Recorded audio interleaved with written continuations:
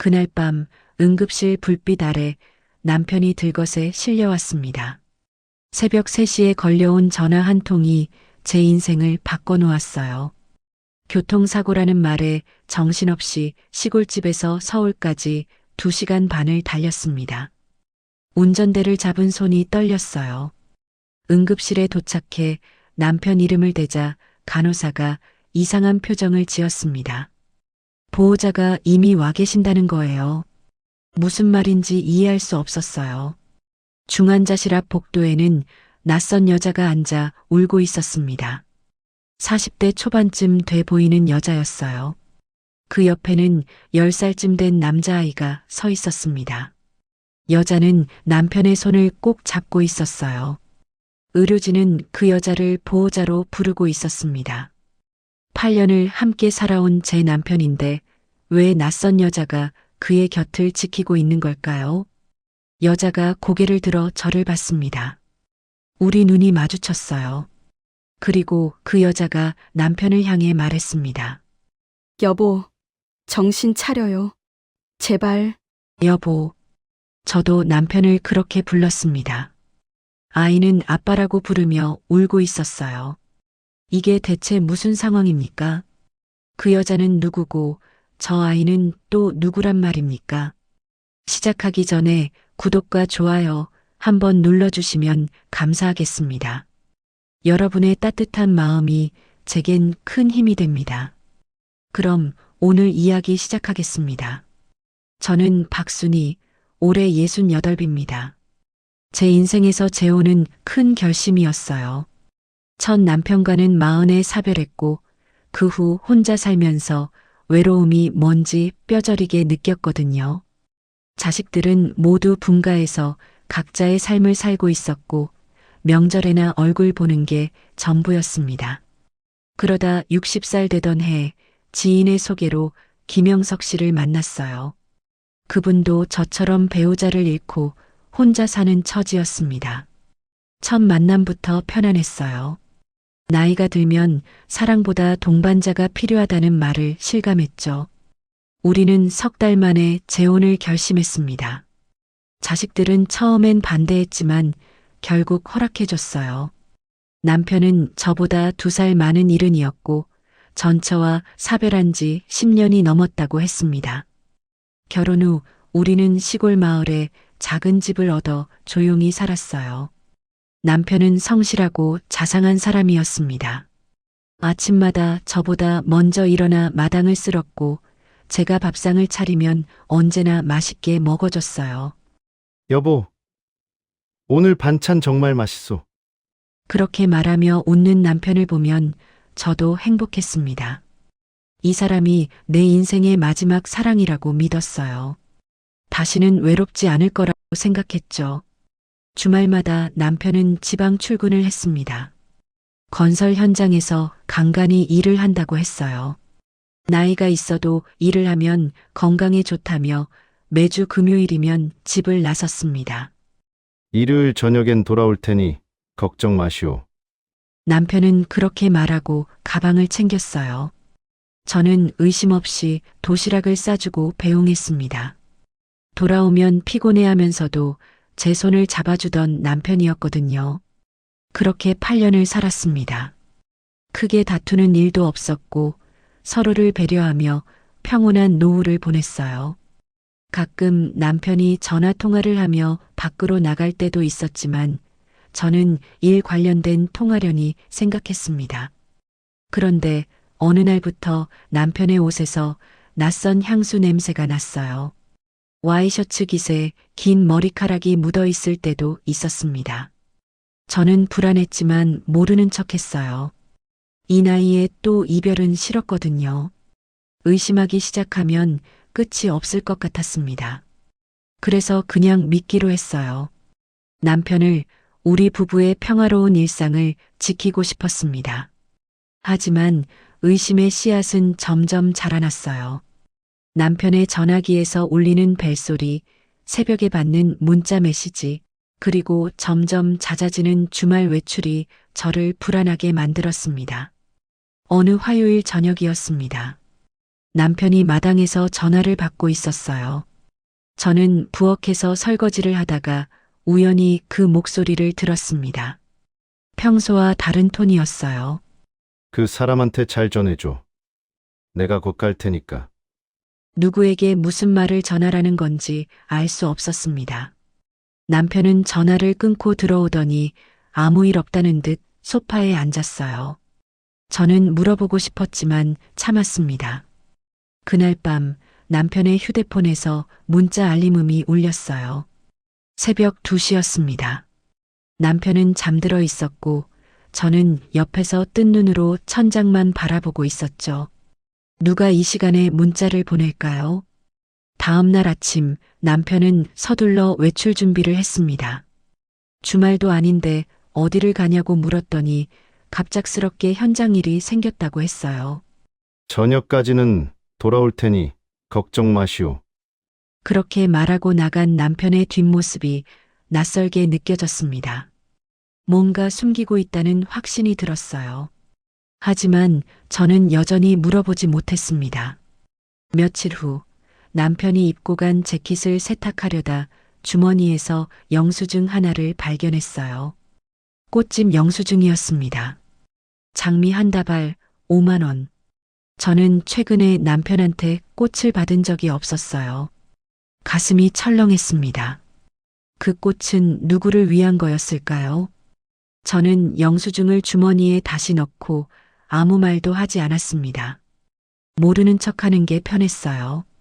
그러던 어느 날 남편이 샤워를 하는 동안 거실 테이블 위에 휴대폰이 놓여 있었습니다.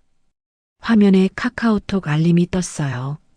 저는 무의식 중에 그 화면을 봤습니다. 오빠, 도연이가 오빠 보고 싶대요. 도연이라는 이름이 낯설었습니다. 누구죠? 왜 그 사람은 제 남편을 오빠라고 부르는 걸까요? 그리고 도연이는 또 누구란 말입니까? 저는 샤워실 쪽을 힐끗 보고 재빨리 자리를 떴어요. 심장이 빠르게 뛰었습니다. 손이 떨렸어요. 하지만 남편이 나왔을 때 저는 평소처럼 웃으며 말을 건넸습니다. 저녁 뭐 드실래요?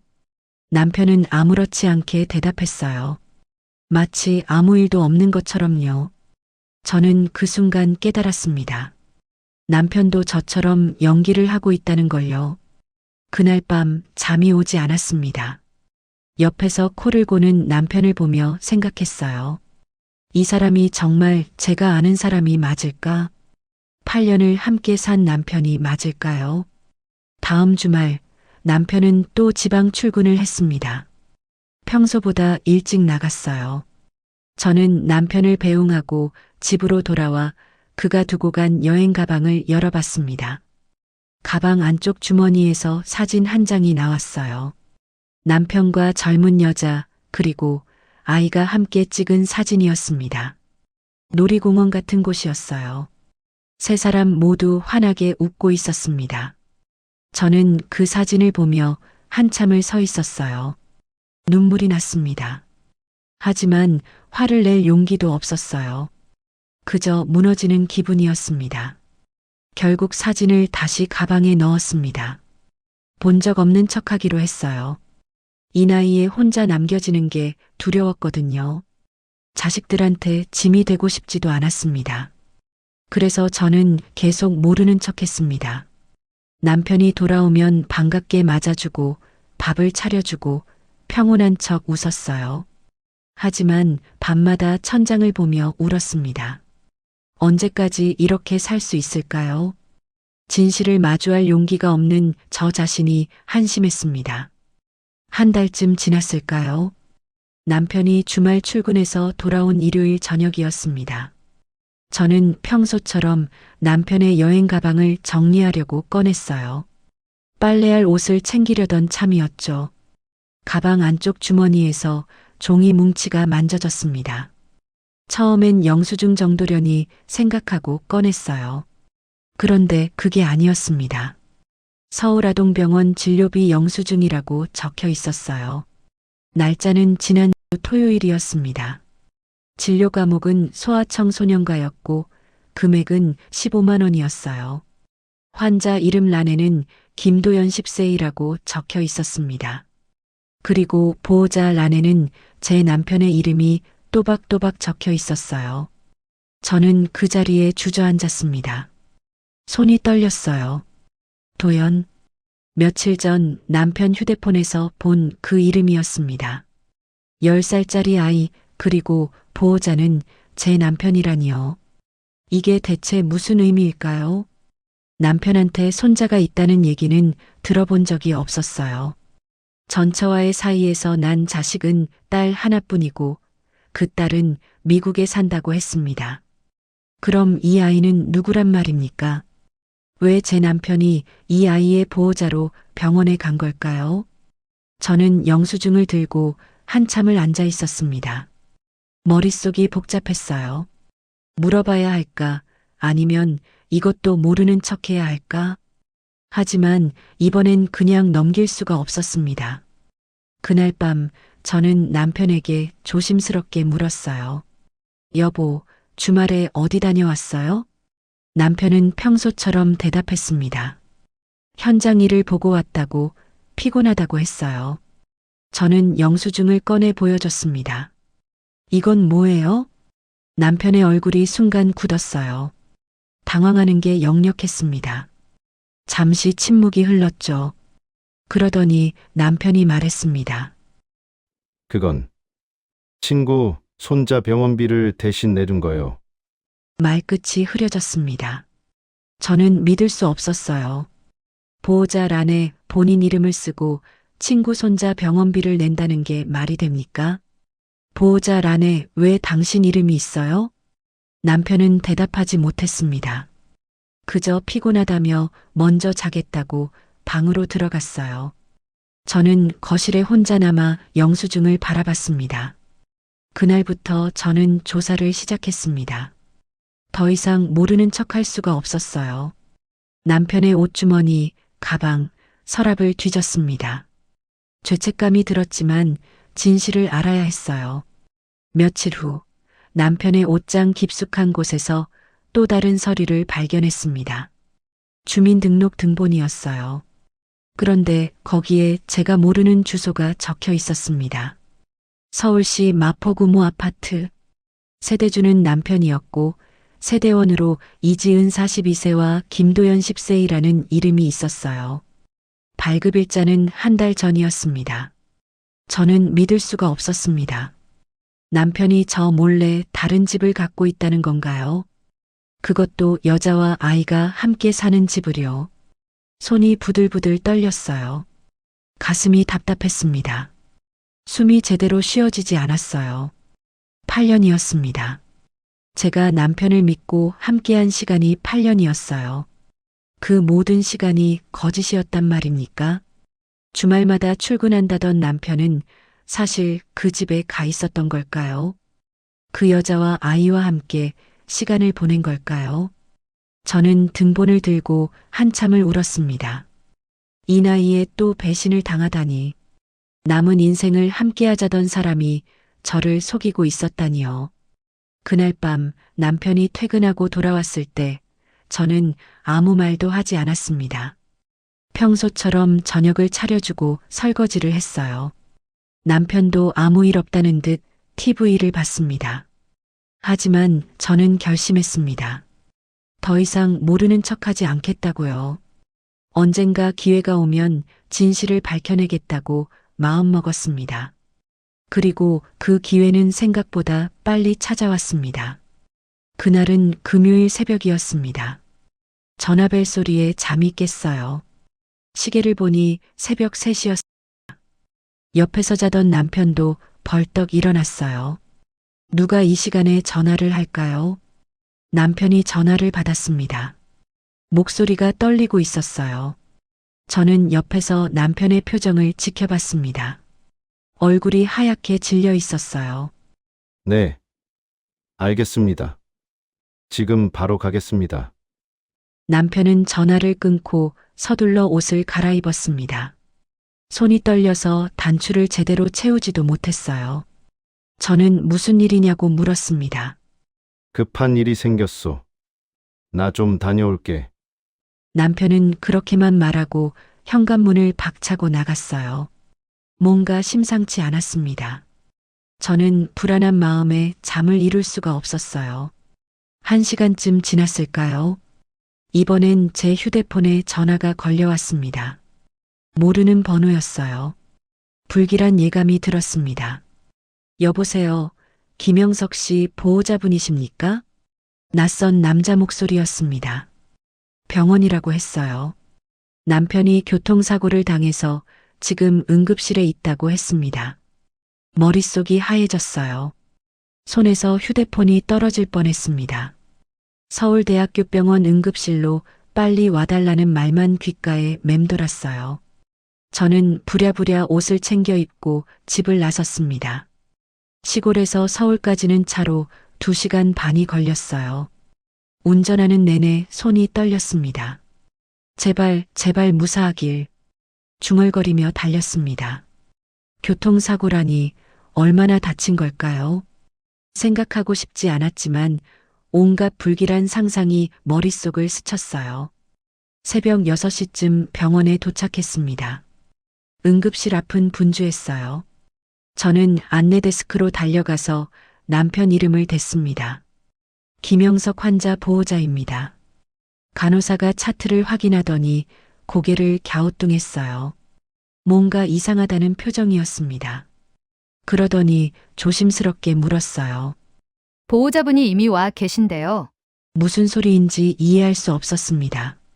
저 말고 또 누가 왔다는 건가요? 간호사가 중환자실 앞 대기실을 가리켰습니다. 저는 그곳으로 걸어갔어요. 그리고 멈춰 섰습니다. 믿을 수 없는 광경이 눈앞에 펼쳐졌거든요. 복도 의자에 젊은 여자가 앉아 울고 있었습니다. 40대 초반쯤 돼 보이는 여자였어요. 그 옆에는 10살쯤 된 남자아이가 서 있었습니다. 여자는 얼굴을 손으로 가린 채 흐느끼고 있었어요. 아이는 엄마 등을 토닥이며 같이 울고 있었습니다. 그 모습이 너무나 자연스러웠어요. 마치 가족 같았습니다. 저는 그 자리에 얼어붙었어요. 다리가 떨렸습니다. 이게 무슨 상황인지 머리로는 이해가 됐지만 마음이 받아들이질 못했어요. 그때 중환자실 문이 열렸습니다. 의사가 나왔어요. 여자가 벌떡 일어나 의사에게 달려갔습니다. 선생님, 우리 남편은 어떻게 됐어요? 우리 남편. 그 말이 귓전을 때렸습니다. 저는 그 자리에서 비명을 지를 뻔했어요. 하지만 목소리가 나오지 않았습니다. 의사가 여자에게 뭔가 설명하고 있었어요. 저는 비틀거리며 그쪽으로 걸어갔습니다. 가까이 다가가자 여자가 저를 발견했어요. 우리 눈이 마주쳤습니다. 여자의 눈이 커졌어요. 저도 여자를 멍하니 바라봤습니다. 그 순간 모든 게 정지한 것 같았어요. 여자가 먼저 입을 열었습니다. 누구세요? 저는 대답하지 못했습니다. 목이 메었거든요. 의사가 상황을 파악하고 우리를 번갈아 봤어요. 두 분 다 보호자세요? 저는 그제야 입을 열었습니다. 저는 김영석의 아내입니다. 여자가 화들짝 놀라며 저를 봤어요. 믿을 수 없다는 표정이었습니다. 아이도 엄마 뒤로 숨으며 무서운 듯 저를 쳐다봤어요. 뭐라고요? 아내라고요? 여자의 목소리가 떨렸습니다. 그러더니 소리쳤어요. 그럼 저는 뭡니까? 저도 이 사람 아내라고요! 복도에 여자의 목소리가 울려 퍼졌습니다. 지나가던 사람들이 우리를 쳐다봤어요. 저는 그 순간 세상이 무너지는 걸 느꼈습니다. 12시간 전만 해도 제 옆에서 잠들어 있던 남편이었어요. 매일 아침 저를 위해 마당을 쓸던 남편이었습니다. 그런데 그 남편한테 다른 아내가 있다니요. 저는 주저앉을 것 같았지만 간신히 버텼습니다. 여자를 똑바로 쳐다봤어요. 당신은 누구예요? 여자는 이지은이라고 했습니다. 응급실 복도에서 마주 선 우리는 한참을 서로를 노려봤어요. 의사는 난처한 표정으로 우리를 번갈아 보다가 일단 환자 상태부터 설명하겠다고 했습니다. 남편은 다행히 생명에는 지장이 없다고 했어요. 갈비뼈 2대가 부러지고 뇌진탕이 있지만 의식은 돌아올 거라고 했습니다. 저는 안도의 한숨을 쉬었어요. 그런데 옆에 선 여자도 똑같이 안도하고 있었습니다. 눈물을 닦으며 고맙다고 의사에게 말하는 여자를 보니 기분이 이상했어요. 저만 남편을 걱정할 권리가 있는 게 아니었습니다. 의사가 들어가고 우리 둘만 남았어요. 침묵이 흘렀습니다. 먼저 입을 연 건 그 여자였어요. 당신은 정말 영석 씨 아내예요? 저는 고개를 끄덕였습니다. 여자가 비웃듯 웃었어요. 그러더니 가방에서 뭔가를 꺼냈습니다. 저도 영석 씨 아내예요. 증거 보여드릴까요? 여자가 내민 건 혼인신고서 사본이었습니다. 김영석과 이지은의 혼인신고, 신고일자는 12년 전이었어요. 저보다 4년이나 먼저였습니다. 머리가 멍해졌습니다. 어떻게 이런 일이 가능할까요? 저도 남편과 정식으로 혼인신고를 했거든요. 8년 전에 분명히 신고했어요. 이게 무슨 뜻인지 아세요? 여자가 말했습니다. 목소리에 분노가 담겨 있었어요. 당신이 낀 거예요. 우리 가정에. 저는 할 말을 잃었습니다. 제가 낀 거라니요. 말도 안 됩니다. 저는 남편을 믿고 재혼했어요. 남편은 전처와 사별했다고 분명히 말했습니다. 아니에요. 남편은 전처와 사별했다고 했어요. 10년 넘게 혼자 살았다고 했다고요. 여자가 코웃음 쳤습니다. 그 표정이 저를 더 초라하게 만들었어요. 10년 넘게 혼자? 우리는 12년을 같이 살았어요. 저 아이도 봤죠? 우리 아들 도연이에요. 영석 씨 친아들이라고요. 세상이 무너지는 것 같았습니다. 도연이가 남편의 아들이라니요. 그럼 제가 본 가족 사진도 병원 영수증도 모두 진짜였던 겁니다. 저는 벽에 기대 섰습니다. 다리에 힘이 풀렸거든요. 8년간 제가 믿었던 모든 게 거짓이었습니다. 간호사가 와서 서류 작성을 요청했어요. 보험 관련 서류였습니다. 여자가 자연스럽게 펜을 받아들었어요. 저는 그 모습을 멍하니 지켜봤습니다. 보험금 수령인이 누구로 되어 있나요? 제가 물었습니다. 간호사가 차트를 보더니 대답했어요. 이지은님으로 되어 있습니다. 배우자 명의로요. 그 순간 모든 게 명확해졌습니다. 남편은 법적으로 이 여자의 남편이었어요. 보험도 재산도 모든 게 이 여자 명의로 되어 있을 겁니다. 그럼 저는 뭡니까? 8년을 함께 산 저는 대체 뭐란 말입니까? 저는 간호사에게 물었어요. 저는 환자의 아내입니다. 제 권리는 없나요? 간호사가 난처한 표정을 지었습니다. 그러더니 조심스럽게 말했어요. 법적으로는 이지은님이 배우자시고요. 선생님께서는 말끝을 흐렸습니다.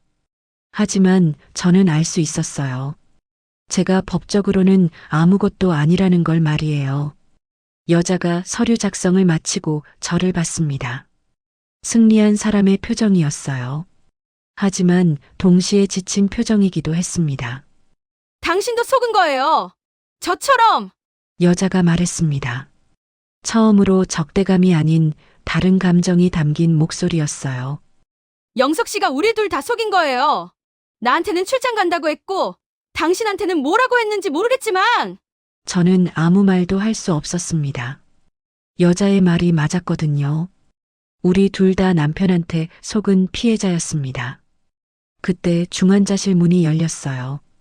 간호사가 나와서 환자가 의식을 회복했다고 알렸습니다. 면회는 한 명씩만 가능하다고 했어요. 여자가 먼저 들어갔습니다. 저는 복도에 남아 기다렸어요. 10분쯤 지났을까 여자가 나왔습니다. 눈이 퉁퉁 부어 있었어요. 들어가 보세요. 여자가 쌀쌀하게 말하고 아들을 데리고 멀어졌습니다. 저는 중환자실로 들어갔어요. 침대에 누운 남편을 봤습니다. 온몸에 붕대를 감고 있었어요. 저를 보자 남편의 눈에 눈물이 고였습니다. 미안하오. 그 한마디만 했습니다. 저는 남편 곁에 서서 물었어요. 왜 그랬어요? 왜 저한테 거짓말을 한 거예요? 남편은 대답하지 못했습니다. 그저 눈물만 흘렸어요. 저도 울었습니다. 8년이 헛된 시간이 아니었으면 좋겠다고 바랐지만 이미 늦었어요. 병원을 나오는 길 저는 경찰서에 들렀습니다. 이중훈 신고를 하러요. 더 이상 속고만 살 수는 없었습니다. 경찰서에서 이중훈 신고를 마치고 나왔습니다. 담당 형사는 조사가 필요하다고 했어요. 남편이 어떻게 2번의 혼인신고를 할 수 있었는지 서류를 정밀하게 살펴봐야 한다고 했습니다. 저는 고개를 끄덕이고 집으로 돌아왔어요. 텅 빈 집이 낯설었습니다. 남편의 슬리퍼가 현관에 그대로 놓여 있었어요. 거실엔 남편이 즐겨보던 신문이 펼쳐져 있었습니다. 며칠 전까지만 해도 평범했던 일상이었는데 이제는 모두 거짓처럼 느껴졌어요. 일주일 후 병원에서 연락이 왔습니다. 남편이 저를 만나고 싶다고 했어요. 저는 가고 싶지 않았습니다. 하지만 결국 병원으로 향했어요. 중환자실에서 일반 병실로 옮긴 남편은 많이 회복된 모습이었습니다. 깁스를 하고 누워 있었지만 의식은 또렷했어요. 저를 보자 남편이 손짓했습니다. 앉으시오. 저는 멀찍이 떨어져 섰습니다. 앉고 싶지 않았거든요. 남편이 한숨을 쉬었어요. 할 말이 있소. 들어만 주시오. 저는 대답하지 않았습니다. 남편이 침대 옆 서랍에서 봉투를 꺼냈어요. 떨리는 손으로 저에게 내밀었습니다. 편지요. 입으로 말할 용기가 없어서 글로 썼소. 저는 봉투를 받았습니다. 무거웠어요. 그 자리에서 뜯어 편지를 꺼냈습니다. 남편의 흔들리는 글씨가 가득했어요. 순이에게 이 편지를 쓰는 게 쉽지 않소. 하지만 이제라도 진실을 말해야 할 것 같소. 편지는 길었습니다. 남편의 고백이 빼곡히 적혀 있었어요. 저는 천천히 읽어 내려갔습니다. 남편은 12년 전 이지은과 결혼했다고 했어요. 그때 남편은 사업 실패로 빚을 지고 있었습니다. 이지은이 그 빚을 갚아줬다고 했어요. 하지만 결혼 생활은 순탄치 않았다고 했습니다. 서로 다투는 일이 잦았고 남편은 그 생활에서 벗어나고 싶었다고 했어요. 그러다 저를 만났다는 겁니다. 순이를 만났을 때 정말 행복했소. 이지은과는 다른 평온함이 있었소. 그래서 당신과 새 출발을 하고 싶었소. 편지를 읽으며 손이 떨렸습니다. 그럼 저는 뭡니까? 남편의 도피처였단 말입니까? 편지는 계속됐습니다. 남편은 저와 결혼하기 위해 위조 서류로 혼인신고를 했다고 했어요. 전처와 이혼했다는 거짓 서류를 만들어서 구청에 제출했다는 겁니다. 돈이 필요했소. 이지은한테는 생활비를 줘야 했고 도연이 양육비도 필요했소.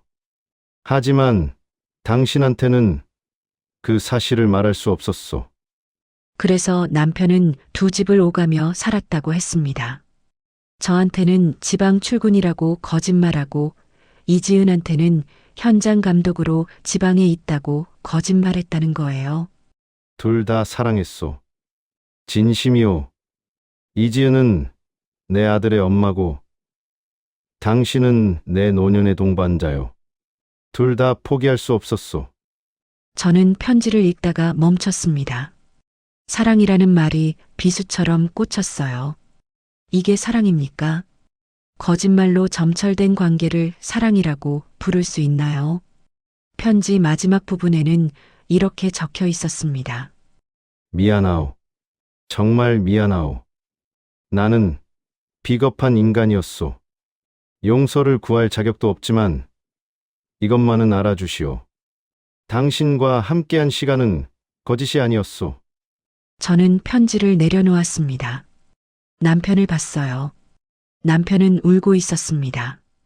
눈물이 볼을 타고 흘러내렸어요. 용서해 주시오. 제발. 남편이 애원했습니다. 하지만 저는 아무 말도 하지 않았어요. 용서할 수 없었거든요. 아니, 용서하고 싶지 않았습니다. 사랑이 죄가 될 줄 몰랐소. 남편이 떨리는 목소리로 말했습니다. 저는 고개를 저었어요. 이건 사랑이 아니에요. 이기심이에요. 그렇게 말하고 병실을 나왔습니다. 복도를 걷는데 다리가 후들거렸어요. 벽에 기대서서 한참을 울었습니다. 남편의 말이 맞는지도 몰라요. 정말 저를 사랑했을지도 모릅니다. 하지만 그 사랑은 저를 속이는 것으로 시작됐어요. 거짓 위에 세워진 사랑이었습니다. 병원을 나오는 길, 저는 변호사 사무실로 향했습니다. 법적 조치를 취하기로 했어요. 더 이상 당하고만 있을 수 없었습니다. 변호사는 위조 혼인신고서와 이중혼 사실을 근거로 소송을 진행할 수 있다고 했습니다. 남편의 재산과 보험금도 제대로 조사해 봐야 한다고 했어요. 집으로 돌아오는 길, 하늘을 올려다봤습니다. 구름 한 점 없는 맑은 날씨였어요. 하지만 제 마음은 먹구름으로 가득했습니다. 그날 밤 남편의 편지를 다시 꺼내 읽었습니다. 그리고 찢어서 쓰레기통에 버렸어요. 이제 끝내야 할 때였습니다. 그로부터 한 달이 지났습니다. 남편은 회복되는 듯 했지만 갑자기 합병증이 왔어요. 폐렴이었습니다. 나이가 있다 보니 회복력이 떨어졌던 거죠. 병원에서 연락이 왔을 때 저는 가지 않으려 했습니다. 하지만 결국 병원으로 향했어요. 마지막이 될 것 같다는 예감이 들었거든요. 중환자실 앞에 도착했을 때 이지은도 와 있었습니다. 우리는 서로 마주보며 아무 말도 하지 않았어요. 그저 남편의 마지막을 지켜볼 뿐이었습니다. 새벽 4시 남편은 숨을 거뒀어요. 장례는 이지은이 주도했습니다. 법적 배우자니까요. 저는 조문객으로 참석했어요. 8년을 함께 산 아내였지만 장례식장에서 저는 아무것도 아니었습니다. 장례를 치르고 일주일 후 변호사 사무실에서 연락이 왔습니다. 유산 정리를 위한 상담이 필요하다고 했어요. 저는 변호사 사무실로 갔습니다. 변호사는 남편의 재산 목록을 보여줬어요. 시골집과 예금, 그리고 보험금이 있었습니다. 총액은 4억 원 정도였어요. 적지 않은 금액이었습니다. 법적으로는 이지은 씨가 배우자이므로 전액 상속받게 됩니다. 변호사의 말에 저는 고개를 끄덕였습니다. 예상했던 일이었어요. 하지만 변호사가 이어서 말했습니다. 그런데 혼인신고서를 자세히 조사해 본 결과 이상한 점을 발견했습니다. 변호사가 서류를 펼쳐 보였어요. 남편과 저의 혼인신고서였습니다. 그런데 이혼 증명서가 위조된 것으로 밝혀졌다고 했어요. 더 조사해 보니 남편분이 전문 브로커를 통해 서류를 위조한 것으로 보입니다. 구청 직원 한 명도 연루되어 있고요. 저는 놀라지 않았습니다. 이미 남편의 편지에서 위조 사실을 알고 있었거든요. 하지만 구청 직원까지 연루됐다는 건 처음 듣는 얘기였어요.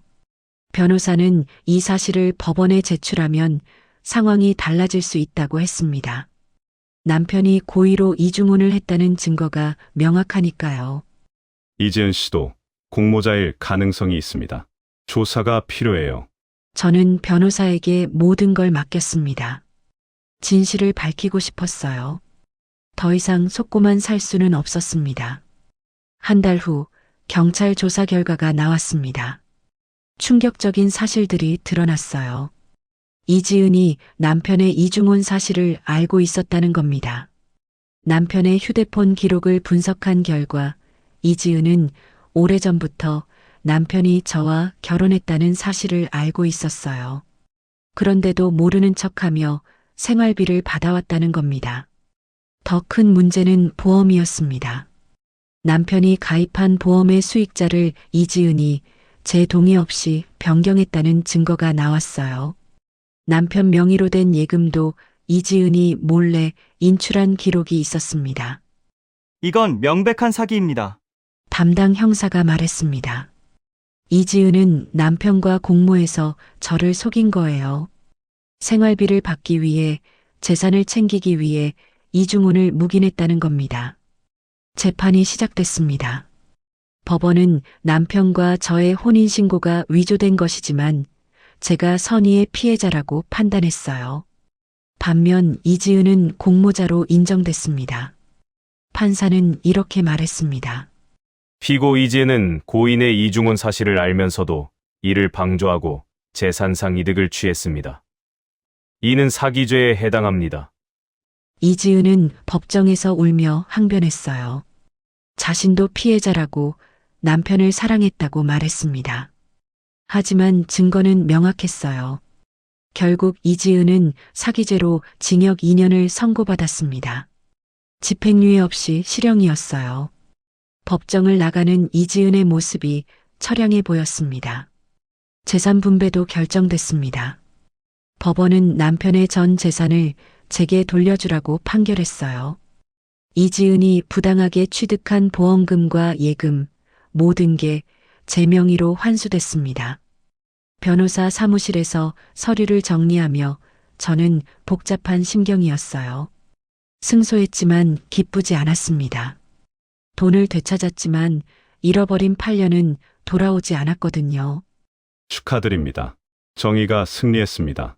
변호사가 말했지만 저는 씁쓸하게 웃었습니다. 정의가 이긴 게 맞나요? 저는 그저 상처만 가득한 사람이 되어 있었어요. 집으로 돌아오는 길, 하늘이 흐렸습니다. 비가 내릴 것 같았어요. 저는 우산도 없이 그냥 걸었습니다. 비가 와도 상관없었어요. 그날 밤 남편의 유품을 정리했습니다. 옷가지와 책, 시계 같은 것들이었어요. 하나하나 만지다 보니 눈물이 났습니다. 미운 사람이지만 그리운 사람이기도 했어요. 거짓말쟁이였지만 저를 웃게 해준 사람이기도 했습니다. 복잡한 감정이 밀려왔어요. 유품 정리를 마치고 모두 박스에 담았습니다. 그리고 창고에 넣어뒀어요. 이제 새로운 시작을 해야 할 때였습니다. 재판이 끝나고 석 달이 지났습니다. 계절이 바뀌어 가을이 왔어요. 시골집 마당에 낙엽이 쌓였습니다. 예전엔 남편이 쓸어주던 낙엽이었어요. 이제는 제가 혼자 빗자루를 들고 마당을 쓸었습니다. 혼자 사는 게 처음엔 힘들었어요. 밥을 해도 혼자 먹고 텔레비전을 봐도 혼자 보고 잠들 때도 혼자였습니다. 하지만 조금씩 익숙해졌어요. 어느 날 우편함에서 편지 한 통을 발견했습니다. 발신인은 이지은이었어요. 교도소에서 보낸 편지였습니다. 저는 망설이다가 편지를 뜯었어요. 편지에는 사과의 말이 적혀 있었습니다. 자신이 잘못했다는 것, 욕심 때문에 저를 아프게 했다는 것, 그리고 도연이를 부탁한다는 내용이었어요. 도연이는 아무 잘못이 없습니다. 제발 그 아이만은 미워하지 말아주세요. 아이가 학교를 다녀야 하는데 제가 없으니 걱정입니다. 편지를 읽으며 복잡한 심정이 들었어요. 이지은을 용서할 수는 없었습니다. 하지만 도연이는 다른 문제였어요. 그 아이는 정말 아무 잘못이 없었거든요. 며칠 후 저는 도연이가 있는 보육원을 찾아갔습니다. 이지은이 수감되면서 도연이는 친척집에 맡겨졌다가 결국 보육원으로 왔다고 했어요. 보육원 원장님을 만나 상담을 했습니다. 도연이의 상황을 물었어요. 원장님은 안타까운 표정으로 말했습니다. 아이가 많이 힘들어해요. 갑자기 엄마도 없고 아빠도 없어졌으니까요. 저는 도연이를 만나고 싶다고 했습니다. 원장님이 도연이를 불렀어요. 복도 끝에서 작은 아이가 걸어왔습니다. 병원에서 봤던 그 아이였어요. 도연이는 저를 보고 멈춰 섰습니다. 무서운 표정이었어요. 당연했습니다. 저는 이 아이에게 아빠를 빼앗아간 사람이나 마찬가지였으니까요. 안녕, 도연아. 제가 먼저 인사했습니다. 도연이는 대답하지 않았어요. 그저 바닥만 내려다봤습니다. 저는 무릎을 꿇고 아이와 눈높이를 맞췄어요. 할머니가 미안해. 내가 많이 힘들었지? 도연이의 눈에 눈물이 고였습니다. 아이는 입술을 깨물며 참으려 했지만 결국 울음을 터뜨렸어요. 저는 아이를 안아줬습니다. 그날 이후 저는 매주 보육원을 방문했습니다. 도연이에게 과일도 사다 주고 함께 산책도 했어요.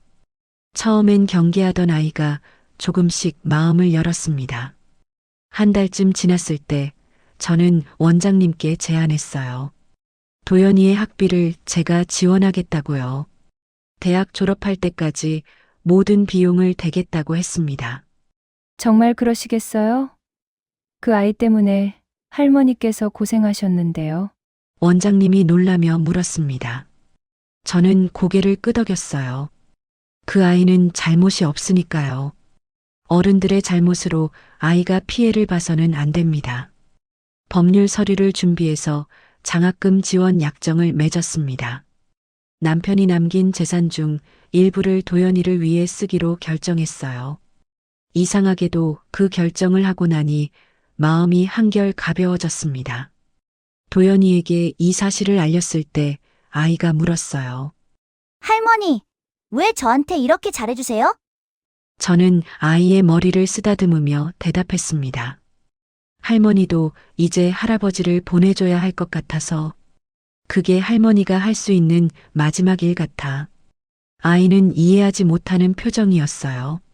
하지만 괜찮았습니다. 언젠가는 알게 될 테니. 어느 가을날 저는 남편이 입원했던 병원을 다시 찾았습니다. 특별한 이유는 없었어요. 그냥 한번 가보고 싶었습니다. 병원 앞 벤치에 앉아 사람들을 바라봤어요. 응급실로 뛰어가는 가족들, 휠체어를 밀고 산책하는 부부, 꽃다발을 들고 들어가는 젊은이들이 보였습니다.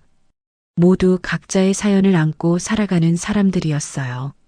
저처럼 아픈 사람도 있을 거고 행복한 사람도 있겠죠. 인생이란 게 그런 거라는 생각이 들었습니다. 해가 저물어가고 있었습니다. 하늘이 붉게 물들었어요. 저는 벤치에 앉아 그 풍경을 한참 바라봤습니다. 문득 남편이 생각났습니다. 미운 사람이었지만 동시에 제 인생의 일부였던 사람이었어요. 그 사람과 함께한 시간이 모두 거짓은 아니었을 거라고 이제는 믿고 싶었습니다. 해질녘 바람이 불어왔습니다. 차가운 바람이었지만 상쾌했어요. 저는 벤치에서 일어나 집으로 향했습니다. 집에 도착해서 저녁을 준비했어요. 혼자 먹는 밥이었지만 정성스럽게 차렸습니다. 된장찌개와 나물 반찬, 그리고 밥 한 공기를 상에 올렸어요. 밥을 먹으며 생각했습니다. 이제는 혼자여도 괜찮다고요. 누군가에게 의지하지 않아도 살 수 있다고요. 외롭지만 그게 저의 인생이라고 받아들이기로 했습니다. 그날 밤 오랜만에 편안하게 잠들었습니다. 악몽도 꾸지 않았어요. 아침에 눈을 떴을 때 창밖으로 햇살이 들어오고 있었습니다. 새로운 하루가 시작되고 있었어요. 1년이 지났습니다. 이제 저는 혼자 사는 것에 완전히 익숙해졌어요. 아침에 일어나면 마당을 쓸고 작은 텃밭을 가꾸며 하루를 시작합니다. 도연이는 가끔 주말에 찾아와요. 함께 밥을 먹고 이야기를 나누는 시간이 소중합니다. 인생의 마지막에서 배운 건 하나였습니다. 거짓으로 쌓은 사랑은 결국 무너진다는 것이었어요. 남편은 두 여자를 사랑했다고 했지만 결국 누구도 제대로 지키지 못했습니다. 사랑보다 중요한 건 진심이었습니다. 거짓이 조금이라도 섞인 관계는 아무리 아름답게 보여도 언젠가는 드러나게 되어 있어요. 신뢰 없는 사랑은 사랑이 아니라는 걸 이제는 압니다. 요즘 저는 동네 복지관에서 봉사활동을 하고 있어요. 혼자 사시는 어르신들께 도시락을 배달하는 일입니다. 남은 인생을 저는 제 방식대로 살아갈 겁니다. 누군가에게 의지하지 않고 거짓 없이 떳떳하게 살아가려 합니다. 중요한 건 제가 다시 일어섰다는 거예요. 무너졌지만 다시 일어났습니다. 그게 남편이 제게 남긴 마지막 교훈이에요. 오늘도 해가 뜨고 집니다. 저도 그 흐름 속에서 조용히 제 삶을 살아갈 거예요. 이제는 혼자여도 괜찮습니다. 오늘도 끝까지 이야기 들어주셔서 감사합니다. 구독과 좋아요 부탁드려요. 다음에 또 좋은 이야기로 찾아뵙겠습니다.